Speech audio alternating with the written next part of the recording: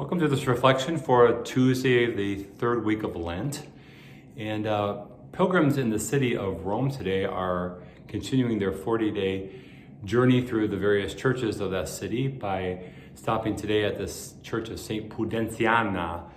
Not a real well-known saint, but so why would they honor that particular place? Well, it turns out that this is a traditional place of a home where St. Peter would have resided when he immediately came to Rome for his mission there, which ultimately led to his martyrdom. So they offered him hospitality. Pudentiana was the daughter of the owner of the house and apparently was well known for her hospitality. So today is the Church of St. Pudentiana as the so-called station church where people go to pray during this season of Lent. So here's Peter again. He seems to show his face to us all the way across the season of Lent, and then naturally when we get to Holy Week, he'll have a prominent place. And every time we think about Peter, it's hard not to think about the fact that he very much denied who the Lord was and yet was shown tremendous mercy.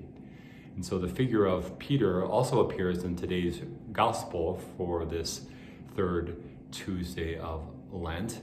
And it's that question when Peter asks the Lord, if my brother sins against me, how many times must I forgive him? It's almost like Peter's saying, what's the minimum? What's the minimum numbers of time I need to forgive before I finally just say forget it? And then Jesus offers the hyperbolic number of 77 times. In other words, as many times as mercy is asked of us, we're called to respond in mercy to those in our lives. And that's based, of course, on the fact of how the Lord always shows us mercy.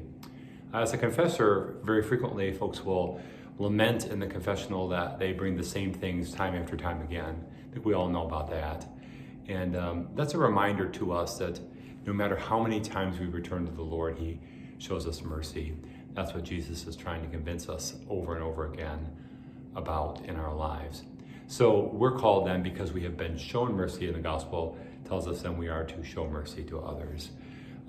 Seems impossible without the grace of God to help us. So today, as we continue our prayer, let's look for opportunities to show mercy to others.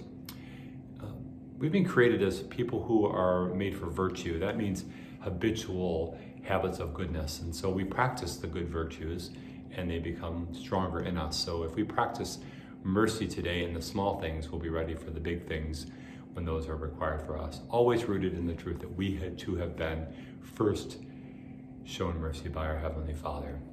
So God bless you, and let's go forth and practice mercy because we have been shown mercy.